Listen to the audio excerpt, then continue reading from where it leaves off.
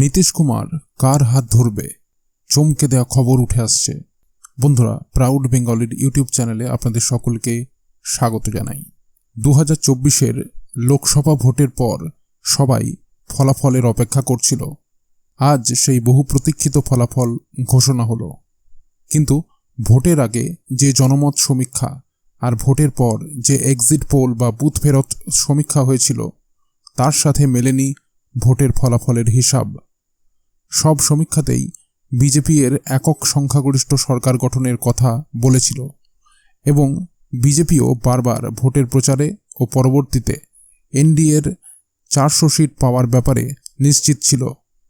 কিন্তু এবারের ফলাফল সবাইকে চমকে দিয়েছে। বিজেপি নিজে একক সংখ্যাগরিষ্ঠতা তো দূরে থাক, 250 এর গণ্ডিও পেরোতে পারেনি। অন্যদিকে কংগ্রেস এবং তাদের সহযোগী ইন্ডিয়া জোট যথেষ্ট ভালো ফল করেছে। কংগ্রেস প্রায় সেঞ্চুরি করে ফেলেছে।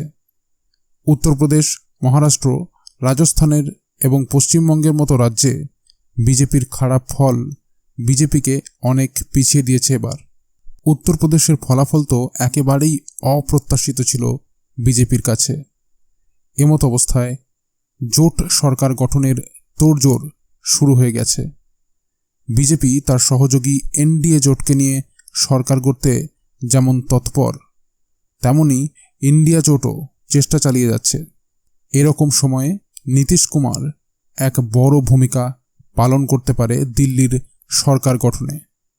তার সাপোর্ট কার পক্ষে যাবে তা হয়ে উঠেছে এখন মস্ত চর্চার বিষয়। এমত অবস্থায় এক চমকে দেওয়া খবর উঠে আসছে। পুরো খবরটি আপনাদের বিস্তারিতভাবে জানাবো। তার আগে ভিডিওটিকে লাইক করে রাখুন এবং চ্যানেলটিকে সাবস্ক্রাইব করে রাখুন এই ধরনের গুরুত্বপূর্ণ খবরাখবর সবার আগে পাওয়ার জন্য। আর বন্ধুরা, সকলেই কমেন্ট বক্সে লিখে জানান এনডিএ এবং ইন্ডিয়া জোটের মধ্যে কে সরকার গড়তে সমর্থ হবে বলে আপনি মনে করেন। লিখে জানান কমেন্ট বক্সে। তো বন্ধুরা, চলুন এবার পুরো খবরটি বিস্তারিতভাবে এবং গভীরে জেনে নেওয়া যাক। বিহারের মুখ্যমন্ত্রী নীতিশ কুমারের নেতৃত্বাধীন জনতা দল ইউনাইটেড বা জেডিইউ সোমবার জানিয়েছে যে তারা ন্যাশনাল ডেমোক্রেটিক অ্যালায়েন্স বা এনডিএর সাথেই থাকবে।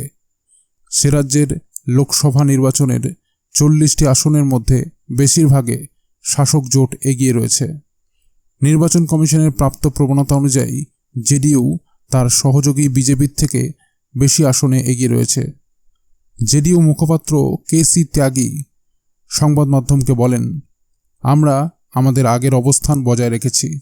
নীতিশ কুমারের নেতৃত্বে জেডিইউ পুনরায় এনডিএকে সমর্থন জানাচ্ছে। আমরা এনডিএর সাথে আছি, আমরা এনডিএর সাথেই থাকব। জেডিইউ মন্ত্রী জামা খান বলেছেন, নীতিশ কুমারের সিদ্ধান্তই সর্বোচ্চ, কারণ তিনি সবসময় বিহারের জনগণের কথা ভেবেছেন। আমাদের নেতা যাই সিদ্ধান্ত নেন আমরা তা মেনে চলি এবং সম্মান করি। ফলাফল আসতে দিন।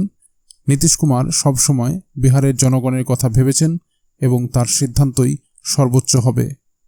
অপর জেডিইউ মন্ত্রী মদন সাহানি বলেন, আমরা দৃঢ়ভাবে এনডিএর সাথে আছি। আমরা কেন্দ্রে সরকার গঠন করব। তেজস্বী যাদবের নেতৃত্বাধীন মহাগঠবন্ধন, যা বিরোধী ইন্ডিয়া জোটের অংশ, রাজ্যে মাত্র 10টি আসনে এগিয়ে রয়েছে, যেখানে এনডিএ দলগুলি 30টি আসনে এগিয়ে রয়েছে। যদিও নীতিশ কুমার গত 5 বছরে 2বার জোট পরিবর্তন করেছেন, এক্সিট পোল দেখিয়েছিল যে এনডিএ বিহারে 40টি আসনের মধ্যে 30টির বেশি আসন জিততে পারে।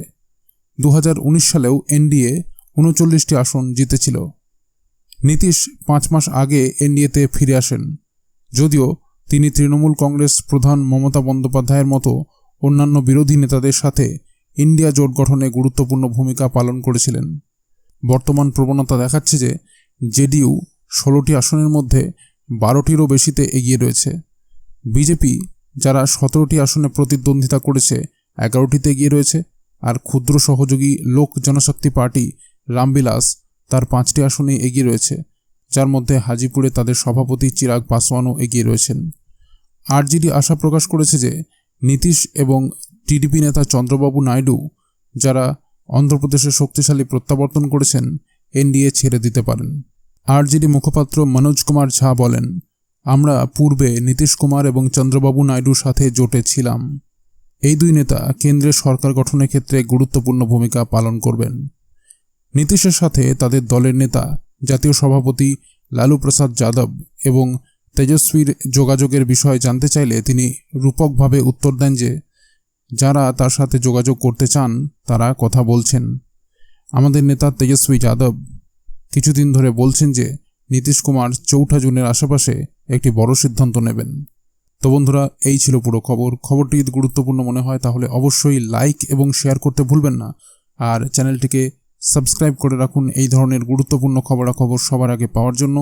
আর বন্ধুরা, সকলেই কমেন্ট বক্সে লিখে জানান এনডিএ এবং ইন্ডিয়া জোটের মধ্যে কে সরকার গড়তে সমর্থ হবে বলে আপনি মনে করেন, লিখে জানান কমেন্ট বক্সে। তো বন্ধুরা, এখনকার মতো এই পর্যন্তই। সবাই ভালো থাকবেন। অসংখ্য ধন্যবাদ।